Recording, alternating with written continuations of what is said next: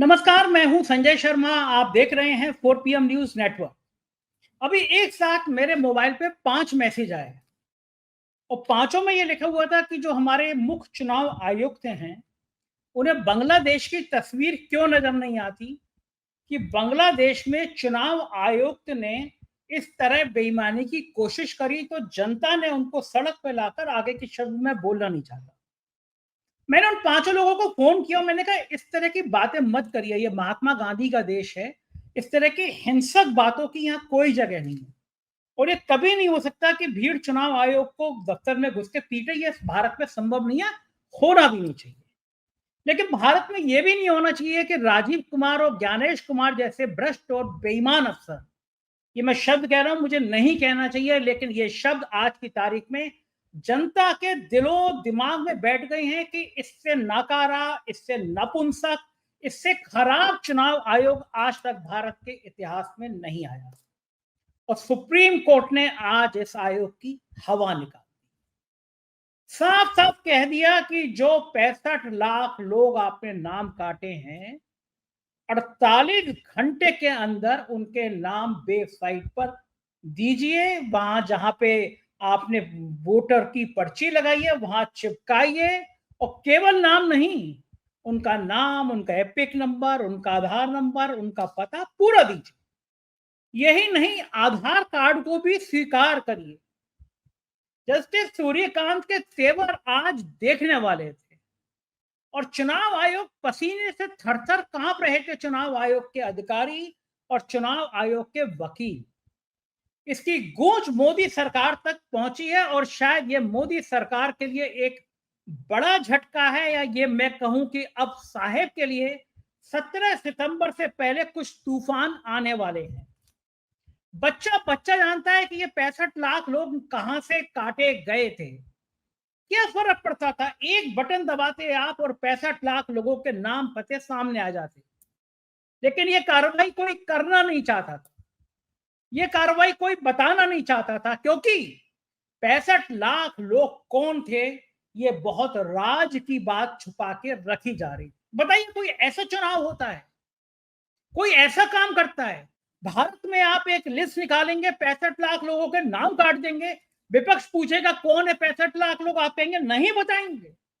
हिम्मत देखिए ज्ञानेश कुमार की, सुप्रीम कोर्ट में एफिडेविट देके कहते हैं कि हम 65 लाख लोगों के नाम नहीं बता सकते। तो क्या चाहते हैं आप? क्या भारत की जनता सड़कों पे आ जाए? भारत की जनता बांग्लादेश जैसे हालात पैदा कर दे? आप किसी का वोट काटेंगे और उसको बताएंगे नहीं, तो क्या विपक्ष खामोश बैठा रहेगा? तो जब विपक्ष आरोप लगा रहा है कि आपने जो वोट काटे हैं वो मुसलमानों के हैं, वो दलितों के हैं, वो पिछड़ों के हैं, तो कहीं ना कहीं इस आरोप में सत्यता नजर आ रही है, क्योंकि आप चीजें छुपा रहे हैं। बड़ी शर्म की बात है कि यह संवैधानिक संस्था है, 3-3 चुनाव आयुक्त होते हैं, लेकिन कितने ईमानदार होंगे ये इसी दिन पता चल गया था जब बाकायदा विधेयक लाया गया था कि सुप्रीम कोर्ट के जजों को चुनाव आयुक्त के नियुक्ति से बाहर कर दिया जाए। अरे साहब, पूरी दुनिया को बाहर कर दीजिए, भारत के लोगों को बाहर कर दीजिए। एक वोटर लिस्ट बना दीजिए कि जो संघ में 3 साल की ओटीसी करके आया है, जिसने संघ का नेकर पहना है, जिसने संघ की लाठी चलाई है, वही वोटर होगा।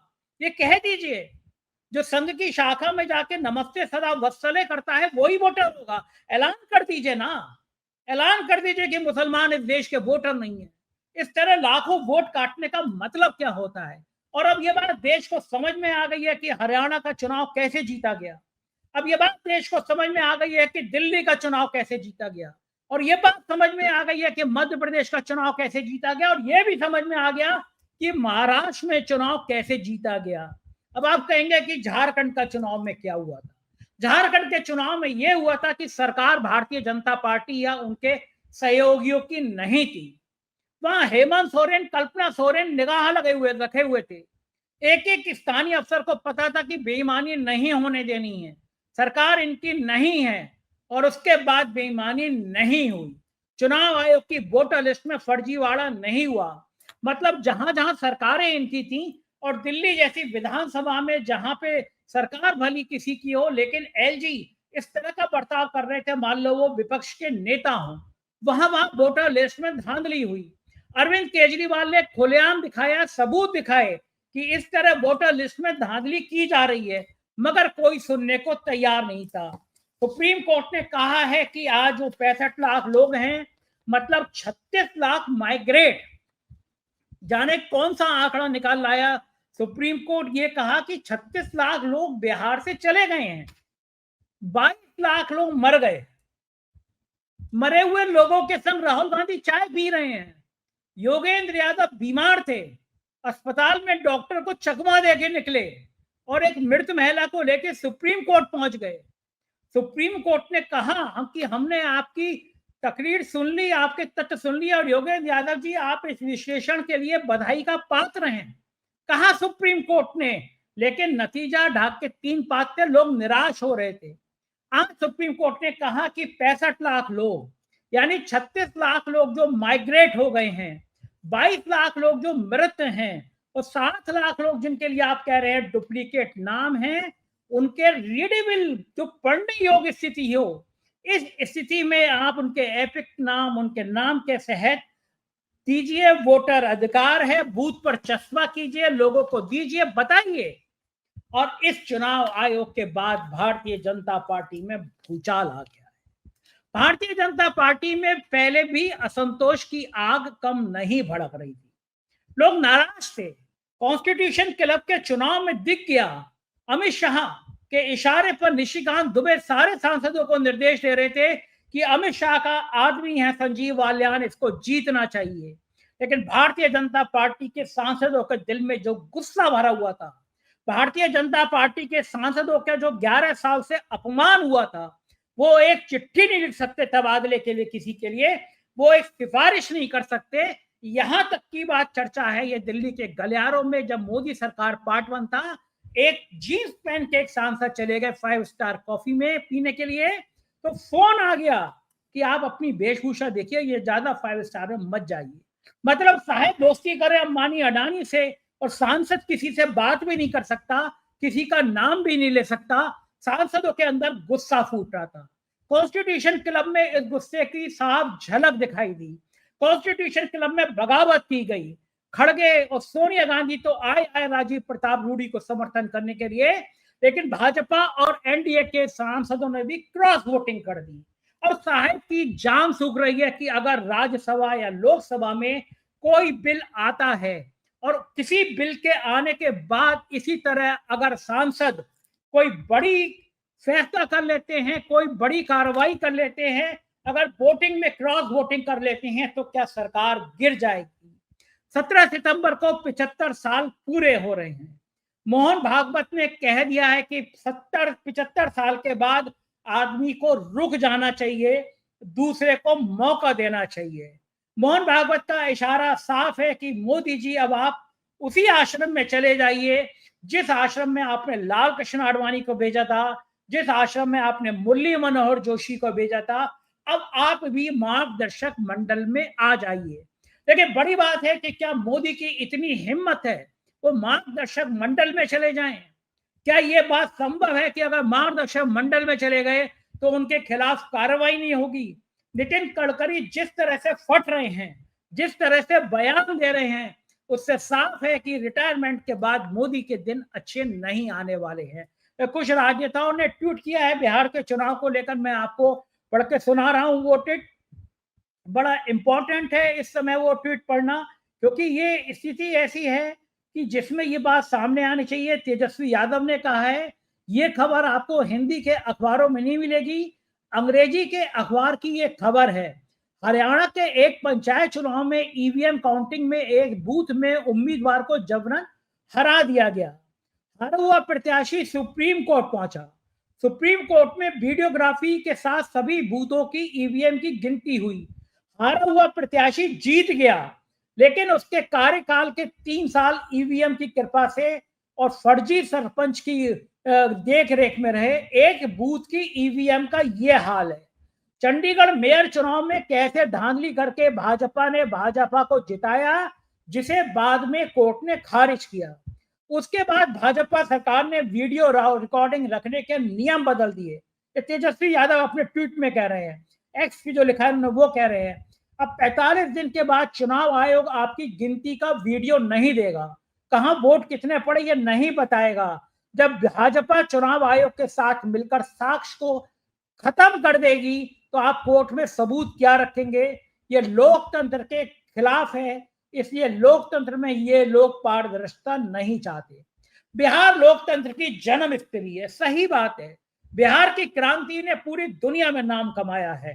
तेजस्वी लिखती हैं कि बिहार लोकतंत्र की जन्मस्थली है, चाहे जो भी हो, हम संविधान और लोकतंत्र को मोदी शाह के जूतों तले नहीं कुचलने दे सकते। आप सभी लोग सतर्क और सावधान रहें। एएनआई ने भी ट्वीट किया है, पता नहीं कैसे कर दिया ये एएनआई ने, वरना एएनआई तो साहब की गुलामी रहती है। तेजस्वी यादव ने कहा कि एनडीए के सभी बड़े बड़े नेता, चाहे सांसद हो, मेयर हो, डिप्टी सीएम हो, एमएलसी हो, सबके पास 2 एपिक नंबर हैं। आप समझ सकते हैं कि बिहार में एसआईआर को लेकर कितना बड़ा फर्जीवाड़ा हो रहा है। जिंदा लोगों को मृत घोषित कर दिया जा रहा है, मृत को जिंदा घोषित कर दिया जा रहा है। चुनाव आयोग पूरा डाटा छुपाने का काम कर रहा है। मामला सुप्रीम कोर्ट में है। हमें उम्मीद है कि न्याय मिलेगा। चुनाव आयोग भाजपा की बी टीम के रूप में काम कर रहा है। ये ट्वीट आ रहे हैं और ये ट्वीट जो है वो लगातार हंगामा काट रहे हैं और ये साफ आ गया है कि जिन 65 लाख, सुप्रीम कोर्ट का आदेश भी आ गया है कि जिन 65 लाख मतदाताओं में जिनका नाम ड्राफ्ट लिस्ट में नहीं है, उनका नाम 48 घंटे के अंदर जिला निर्वाचन अधिकारी की वेबसाइट पर शेयर किया जाएगा, जिसमें वजह बताई जाएगी कि उनका नाम क्यों काटा गया है। ये लिस्ट सभी संबंधित बीएलओ के ऑफिस के बाहर, पंचायत भवन और बीडीओ के ऑफिस के बाहर लगाई जाएगी। इस बात की सूचना सभी प्रमुख समाचार पत्रों, टीवी और रेडियो के द्वारा दिया जाएगा। जिनका नाम लिस्ट में नहीं है, उनके पहचान पत्र के रूप में आधार कार्ड को स्वीकार करिए। ये लाइन मैं फिर बता रहा हूं, जिनका नाम लिस्ट में नहीं है, उनके पहचान पत्र के रूप में आधार कार्ड को स्वीकार करिए और अगली सुनवाई 22 अगस्त को होगी। ये बहुत बड़ी खबर है जो सुप्रीम कोर्ट ने कहा है अगली सुनवाई 22 अगस्त को होगी। लेकिन तब तक मुझे लगता है कि भारतीय जनता पार्टी की राजनीति में गंगा में बहुत पानी बह जाएगा। भारतीय जनता पार्टी की राजनीति में भूचाल आ जाएगा। ये बात बिल्कुल जग जाहिर है। ये बात बिल्कुल साफ है कि अब जाते जाते साहेब के 17 सितंबर से पहले चीजें उनके पक्ष से, उनके हाथ से निकल रही हैं। चीजें खराब हो रही हैं और खराब होना जायज भी है।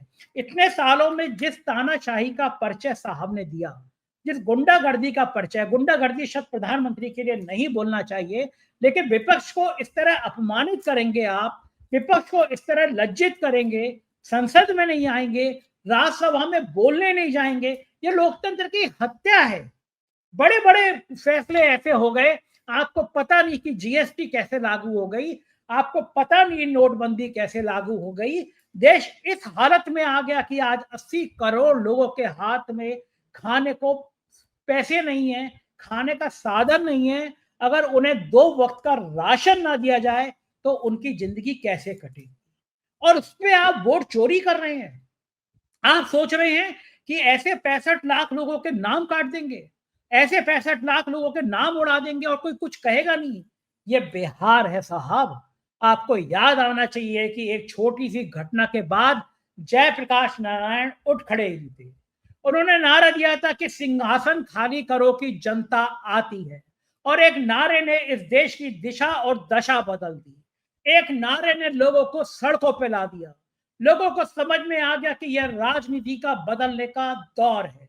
काशीराम जी ने कहा था कि रोटी को उल्टा पुल्टा करते रहना चाहिए, मगर साहब तो अपनी पार्टी में ही उल्टा पुल्टा नहीं होने दे रहे हैं।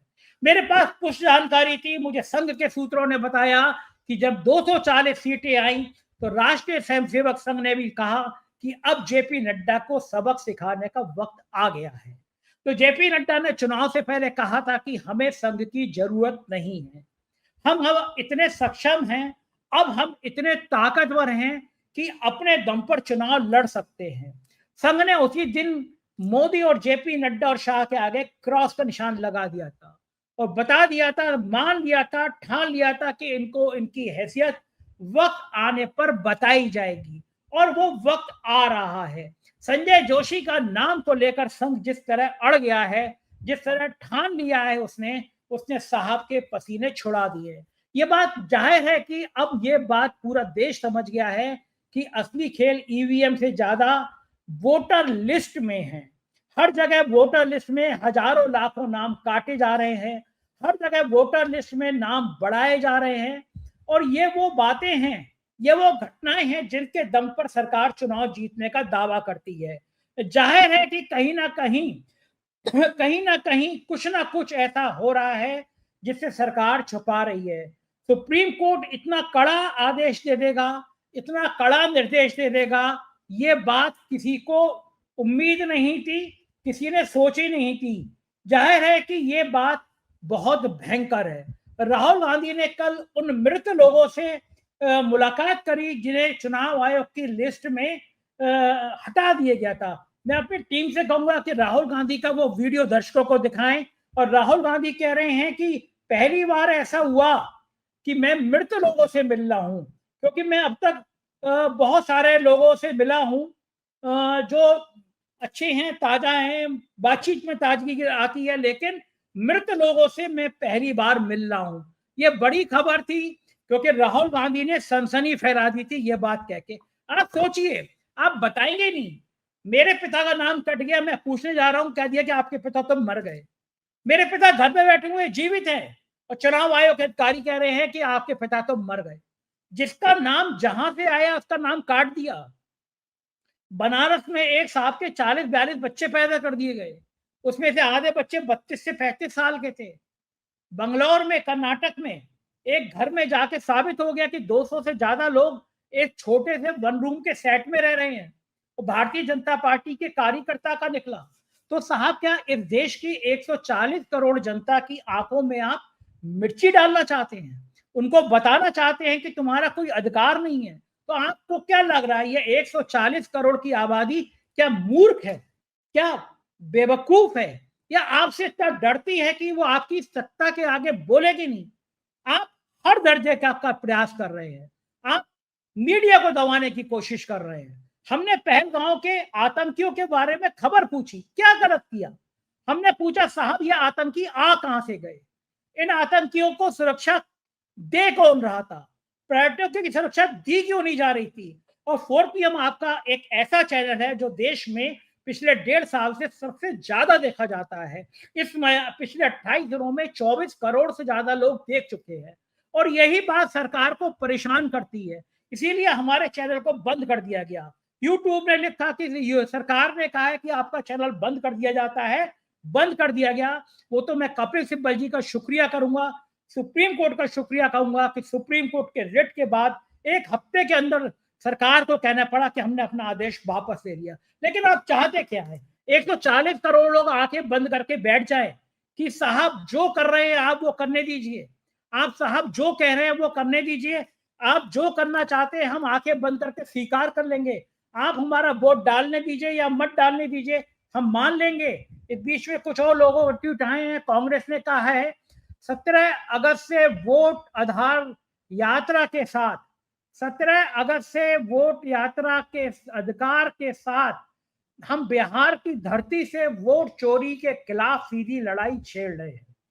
ये लोकतंत्र, संविधान और एक व्यक्ति एक वोट के सिद्धांत से रक्षा का निर्णयात्मक संग्राम है। हम पूरे देश में स्वच्छ मतदाता की सूची बनवाकर रहेंगे। और कल राहुल गांधी ने जो मुलाकात करी, मैं वो वीडियो दिखाना चाहता हूँ, आपको देख के समझ में आएगा। और फिर आपने चेक किया, नाम क्यों नहीं है? पता लगा कि भैया मर गए हैं, मार दिया हमें, इलेक्शन कमीशन ने मार दिया जी। आपको क्या लगता है, आप जैसे कितने लोग हैं सर? एक पंचायत में मिनिमम सर 50 लोग हो गए। आप कितने, मतलब आप कितने पोलिंग बूथ से हो? अभी सर मेरे 3-4 बूथ का है। ये 3-4 बूथ का है। और इन 3-4 बूथ में और लोग हैं जी? और लोग हैं जो यहाँ तक अभी पहुँच नहीं पाए। ये राघोपुर विधानसभा से हैं, अभी वहाँ बाढ़ आई हुई है। इनको पता चला तेजस्वी जी की विधानसभा के हैं, तो उसमें देखा कि इन लोग को मृत दिखाया गया है। अब चुनाव आयोग ने जो सूची दी है, वो स्थानीय रूप से जो सूची बनी तो लोगों को मिल जाती है। अब वो चुनाव आयोग ने इनको डेड घोषित किया गया। फॉर एग्जांपल माता जी हैं, ये 85 साल की उम्र की हैं, इनको नहीं पता था कि ये मृत हैं। अब इनके ये सुपुत्र हैं, इनको पता चला लिस्ट में कि माता जी का नाम काट दिया, और ये सुप्रीम कोर्ट में कितने दिन खड़ी रही है? आज 6 घंटा सुप्रीम कोर्ट में खड़ी रही है। ये इतने जागरूक है, अपना वोट बचाने के लिए ये यहाँ आए। वो हमारे पास सूची भी है, लिखित में भी है, ऑफिशियली, जहाँ इन्होंने मृत घोषित कर रखा है इनको। अब वही मांग है, बिहार में 65 लाख जिन मतदाताओं के नाम कटे हैं, आप उनमें हमें कोज ऑफ डिलीशन बताइए। चुनाव आयोग ने क्या किया है कि 65 लाख में उन्होंने कैटेगराइज किया कि 22 लाख मृत हैं, 36 लाख शिफ्टेड हैं कि किसी दूसरी जगह शिफ्ट हो गए, और कुछ डुप्लीकेट्स हैं। तो हम वो कह रहे हैं कि 36 लाख वो लोग कौन हैं जो शिफ्ट हो गए। मगर ये तो इलेक्शन कमीशन इंफॉर्मेशन देना नहीं चाहता ना। एग्जैक्टली वो मतलब अगर देगा तो पूरा उनका गेम खत्म हो जाएगा। जी, आप बताइए आपके साथ क्या हुआ? वो मेरे घर आए थे तो हमको बोले कैसे थे, तो हम कल होकर उनके घर पे जाके दे दिए आधार कार्ड, बैंक का पासबुक का फोटो कॉपी और फोटो दे दिए। तो बोले ठीक है जाओ। उसके बाद जब आया थी नाम आया तो उसमें मेरा मृत्यु में नाम घोषित हो गया। आपको क्या लगता है ये गलती से हुआ? सर ये हम राघोपुर से हम लोग आते हैं, इसलिए तेजस्वी जी को हराने के लिए जानबूझ के किया गया। सर हम यही बोलेंगे, महागठबंधन मिलकर किसी तरह बिहार को बचाइए। बिल्कुल बिल्कुल बिल्कुल नहीं, हमारी तो पूरी कोशिश है इसको मतलब रोकने की कोशिश कर रहे हैं, हम मिलके कर रहे हैं। हम ये आरजेडी और हमारी पार्टी मिलके कर रहे हैं। रोक देंगे बेईमानी नहीं होगी, रोक देंगे हम, वोट चोरी नहीं होने देंगे। ठीक है, बहुत अच्छा लगा आपसे मिलकर।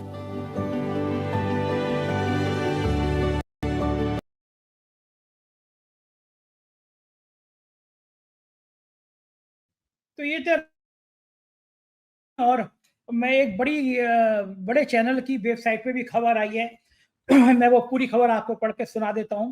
बिहार की वोटर लिस्ट रिवीजन के मामले में सुप्रीम कोर्ट में सुनवाई हुई। सुप्रीम कोर्ट ने चुनाव आयोग से कहा कि 65 लाख वोट हटाए गए हैं, उन लोगों का डाटा क्यों सार्वजनिक नहीं किया गया। सुप्रीम कोर्ट ने कहा कि उन्हें सार्वजनिक कर दीजिए। चुनाव आयोग ने कहा ठीक है, आपका आदेश है तो कर देंगे। जस्टिस कांत ने कहा हम नहीं चाहते कि नागरिकों के अधिकार राजनीतिक दलों के कार्यकर्ताओं पर निर्भर हो। कितनी शानदार बात करी है। सुप्रीम कोर्ट ने चुनाव आयोग से कहा कि आपने सुना ही होगा कि ड्राफ्ट रोल में मृत या जीवित लोगों को लेकर गंभीर विवाद है। सुप्रीम कोर्ट ने चुनाव आयोग से पूछा कि आपके पास ऐसे लोगों की पहचान करने का क्या तंत्र है जिससे परिवार को पता चले कि हमारे सदस्य को सूची में मृतक के रूप में शामिल कर दिया गया। सुप्रीम कोर्ट ने कहा आप हटाए गए लोगों की सूची भी वेबसाइट पर डालें ताकि लोग हकीकत से वाकिफ हो सकें।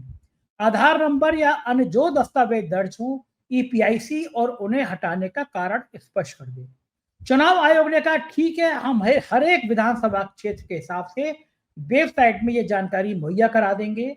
चुनाव आयोग ने कहा कि हटाए गए लोगों की हम जिला स्तर पर सूची जारी करेंगे। जस्टिस बागची ने कहा कि हम बस ये जानकारी सार्वजनिक करना चाहते हैं। जस्टिस कांत ने कहा कि पूनम देवी के परिवार को पता होना चाहिए कि उनका नाम इसलिए हटाया गया है क्योंकि उनकी मृत्यु हो चुकी। भाई सही बात है, परिवार के लोगों को पता तो हो, नाम हटा के है तो हटा क्यों है। सुप्रीम कोर्ट ने चुनाव आयोग से कहा आप ये कब तक कर सकते हैं। जस्टिस बागची ने कहा कि हम 48 घंटे में करने का सुझाव देते हैं आपको कि आप 48 घंटे में ये कर दीजिए। सुप्रीम कोर्ट ने चुनाव आयोग से कहा कि 2003 के बिहार मतदाता सूची संशोधन में विचार किए गए दस्तावेजों के बारे में हमें बताएं आपने क्या किया। दरअसल याचिकाकर्ताओं के वकील निजाम पाशा ने सुप्रीम कोर्ट से कहा कि अगर 1 जनवरी 2003 की तारीख चली जाती है तो सब कुछ चला जाता है। चुनाव आयोग के वकील राकेश द्विवेदी ने कहा कि मुझे दूसरे पक्ष के वकीलों की उनके योगदान के लिए सराहना करनी चाहिए। ये भविष्य के नजरिए से एक अच्छा संकेत है। ठीक बात है। सुप्रीम कोर्ट ने कहा कि आपके अनुसार 1 जनवरी 2025 तक 7 करोड़ 89 लाख लोग ऐसे हैं जिनमें से 7 करोड़ 24 लाख फॉर्म पहले ही भरे जा चुके हैं, बाकी 65 लाख हैं। 65 लाख में से 22 लाख लोग मर चुके हैं। आप सोचिए कितनी जल्दी आंकड़ा जुटा लिया। आपने सुना होगा कि मृत या जीवित लोगों पर गंभीर विवाद है, लोगों को जानने की क्या व्यवस्था है। योगेंद्र यादव ले आए थे कि साहब देखिए चुनाव आयोग की लिस्ट में मरी और जिंदा है। राहुल गांधी ने दर्जन भर मृत लोगों से मुलाकात करी, तो वही बात जस्टिस सूर्यकांत ने की। उन्होंने कहा कि ताकि परिवार को पता चल सके कि हमारे सदस्य को सूची में मृत के रूप में शामिल किया गया है। सुप्रीम कोर्ट ने कहा कि नागरिकों के अपने अधिकार हैं, कुछ संविधान से जुड़े हैं, कुछ कानून से। क्या आपके पास कोई ऐसी व्यवस्था नहीं हो सकती जिसमें उन्हें स्थानीय राजनीतिक दल के पीछे ना भागना पड़े? चुनाव आयोग ने कहा कि बूथों की संख्या बढ़ा दी गई है। वेबसाइट पर हमने बीएलओ की संख्या दी है। मृतकों की पहचान के लिए अधिकारी स्वयं सेवकों के साथ घर घर जाएंगे। सुप्रीम कोर्ट ने पूछा, आप इंटरनेट पर भी ये काम क्यों नहीं करते? बात तो सही है, आज का नेट का दौर है, एक बटन दबाइए सारी सूची सामने आ जाएगी। चुनाव आयोग ने कहा छूटे हुए लोगों की सूची चुनाव आयोग की वेबसाइट पर है, बस नाम और ईपीआईसी नंबर दर्ज करना है। तो भैया क्या इसका न्योता दिया जाएगा आपको कि नंबर और ईपीआईसी नंबर दर्ज कर दीजिए? क्या ताज होटल में बिठा के आपको छोले भटूरे खिलाए जाएंगे चुनाव आयोग साहब कि आइए और नंबर दर्ज कर दीजिए? आप कितने बड़े गुलाम हैं, आपको समझ में नहीं आ रहा। संवैधानिक संस्था है, ये बात जज साहब ने नहीं कही, ये बात मैं कह रहा हूँ। जज साहब का फैसला फिर सुना रहा हूं मैं आपको। चुनाव आयोग के वकील ने कहा कि अगर मैं तर्कों की सीमा पर गौर करूं तो वो कहते हैं ईआईसी नागरिकता के मामले में विचार नहीं कर सकता।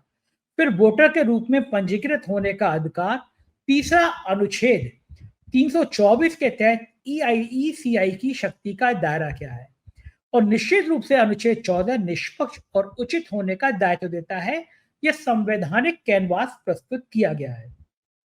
संसद को अनुच्छेद 327 के तहत चुनाव से जुड़े मामलों को नियंत्रित करने के लिए कानून बनाने का अधिकार है। अब सवाल है, इन दोनों कानूनों का आपस में क्या संबंध है? क्या 1951 के कानून के तहत चुनाव कराने की प्रक्रिया का असर मतदान सूची बनाने की प्रक्रिया पर पड़ता है? क्या हमें धारा 21/3 के तहत एसआईआर करने का अधिकार है? और अगर हमें यह अधिकार है तो क्या नियमों और विनियमों के अनुसार है? क्या ईसीआई इसे संशोधित कर सकता है, इसे उस उद्देश्य के अनुरूप बना सकता है जिसके लिए एसआईआर शुरू किया गया? क्या जबरदस्त तकरीर है और क्या जबरदस्त बातें हैं। द्विवेदी ने कहा दूसरा सवाल यह भी है, क्या हम 2023 को कट ऑफ मान सकते हैं?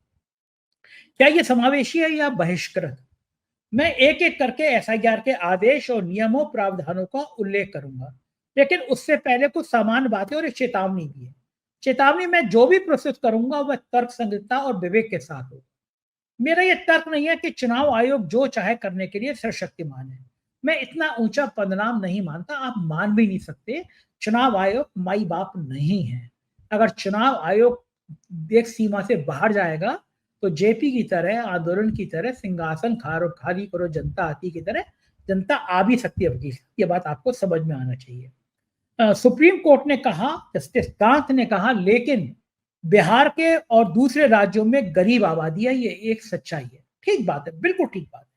ग्रामीण इलाकों में अभी समय लगेगा। द्विवेदी ने कहा शहरी इलाकों में मतदाताओं को पकड़ना ज्यादा मुश्किल है। कैसी बातें कर रहे हैं, हर एक के पास एक नंबर है, एक कार्ड है, वो ऐसा करना नहीं चाहते। आज के बिहार में पुरुषों की साक्षरता दर 80% है, महिलाओं की साक्षरता दर 65% छूट रही है। आज के युवा पहले जैसे नहीं हैं। आज तक 5 करोड़ लोग जो 2003 की सूची में हैं, 7.4 लाख तो 2-4 ड्राफ्ट में हैं, 65 लाख हटे हैं। जस्टिस कांत ने कहा, ये बड़े बड़े तर्क दे रहे थे, लेकिन जस्टिस कांत ने हवा निकाल दिया, सूर्यकांत ने। उन्होंने कहा ये बहुत बड़ा आंकड़ा है। द्विवेदी ने कहा इसमें 22 लाख लोग मर चुके हैं। चुनाव आयोग ड्राफ्ट वोटर लिस्ट 1 अगस्त को पब्लिश की गई थी और अंतिम सूची 30 सितंबर को जारी होने वाली है। विपक्ष का आरोप है कि ये प्रक्रिया लाखों वोटर्स को वोट देने के अधिकार से वंचित कर लेगी और इसलिए लगातार आंदोलन जारी है। तो ये एक बड़ी खबर थी, वेबसाइट पे आ गई है और इस समय मेरे सामने गोदी मीडिया का एक चैनल खुला हुआ है, मेरी टीम देख रही थी, किसी भी गोदी मीडिया के चैनल पे ये खबर दिखाई नहीं दे रही। मर गए हैं साहब लोगों के अरमान। साहब लोगों को समझ आ रहा है ये तो गड़बड़ हो गया। साहब लोगों को समझ आ रहा है कि जो खेल करने की कोशिश की गई थी वो नहीं हो पा रहा। कांग्रेस के नेता हैं सुरेंद्र राजपूत, उन्होंने कहा है कि भाजपा की सहयोगी संस्था ने भी 100 प्याज खाए और 100 जूते भिगोकर माने, आधार कार्ड भी माना और लिस्ट भी सार्वजनिक होगी। ये सुरेंद्र राजपूत बहुत तीखा कमेंट करते हैं, लेकिन बात बहुत कायदे की करते हैं। और अब एक ये है कि सुप्रीम कोर्ट के मनोज झा जी की भी प्रतिक्रिया एक अच्छी सी आई है। और अतुल लौड़े हैं, कांग्रेस के प्रवक्ता हैं, महाराष्ट्र से आते हैं, तेज तर्रार हैं। उन्होंने कहा है कि नाम क्यों काटे बताने पड़ेंगे, कागज तो चिपकाने पड़ेंगे, ज्ञानेश कुमार गुप्ता जी।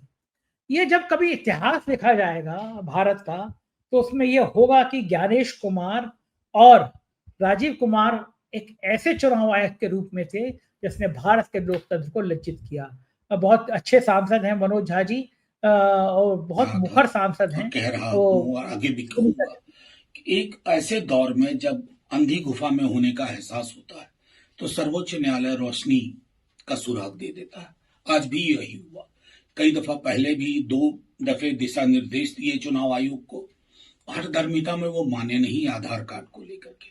आज उसको स्पेसिफिकली मेंशन कर दिया गया है और वर्गीकृत डेटा जहां हर जगह उपलब्ध कराना होगा, वेबसाइट पे पंचायत भवन तक। मैं समझता हूं कि जिस वर्गीकृत डेटा में लोगों को पता होगा कि अगर मेरा नाम इंक्लूडेड नहीं है तो कारण क्या है। डेथ का डेटा अलग, डुप्लीकेशन का डेटा अलग, शिफ्टेड का डेटा अलग, ये तमाम चीजें। और मैं समझता हूं आज का दिन फिर से इस पुस्तक के नाम इसने सरोकारों की रक्षा कर ली। भारतीय संविधान में जो मताधिकार, जो सबसे खूबसूरत अधिकार है, उस पर काले बादल मंडरा रहे थे, आज वो छटे हैं। मैं समझता हूं कि एक नजीर भी पेश हुई।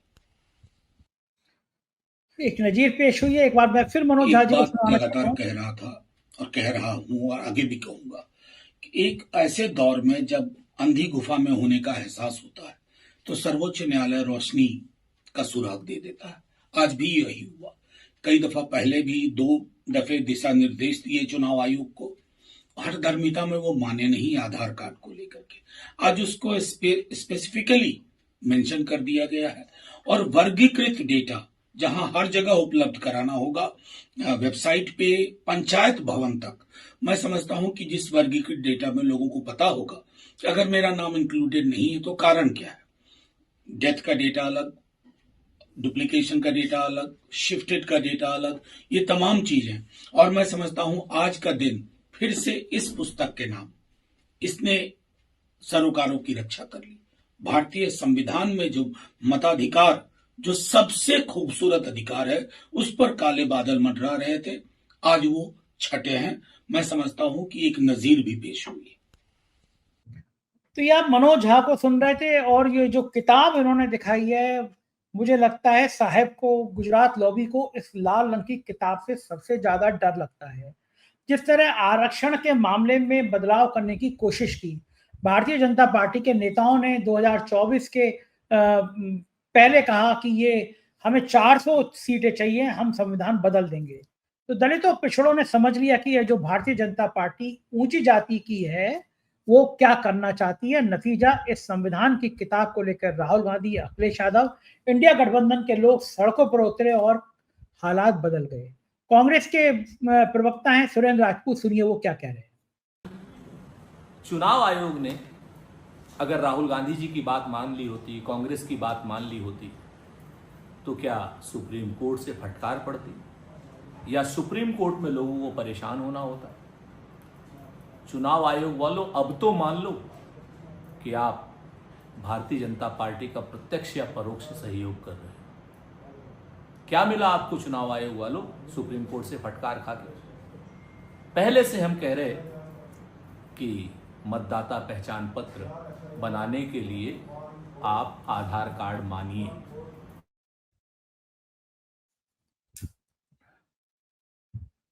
ठीक बात है, ये ठीक बात है कि पहले से आधार मांगिए। और वोटर लिस्ट को लेके पवन खेड़ा ने भी एक अलग बयान दिया था। हालांकि वो चुनाव सुप्रीम कोर्ट के फैसले से संबंधित नहीं है, लेकिन वोटर लिस्ट में उन्होंने कहा था। तो वो पवन खेड़ा का बयान भी मैं अपनी टीम से कहूंगा कि वो सुनवा दें अगर उपलब्ध हो तो। पवन खेड़ा ने क्या कहा था इस वोटर लिस्ट को लेकर कि किस तरह की वोटर लिस्ट बन रही है, किस तरह की रणनीति बन रही है। कुछ शायद टेक्निकल इशू होगा, मैं आपको सुनवाता हूँ। बाद में कांग्रेस ने भी ट्वीट जो किया है, मैं टीम से कहूंगा वो ट्वीट दिखाएं। और ये अलग अलग राजनीतिक मोर्चे से बात आने लगी है। जाहिर है कि ये बात बड़ी है, बात निकलेगी तो दूर तक जाएगी, तो ये बात दूर तक जा रही है। सुप्रीम कोर्ट के फैसले ने आज चुनाव आयोग के उस चेहरे को सामने रख दिया है। और मुझे लगता है कि अगर इसकी निष्पक्षता से जांच हो गई, राजीव कुमार और ज्ञानेश कुमार की जांच हो गई तो कहीं इन दोनों को जेल का दरवाजा देखना ना पड़ जाए।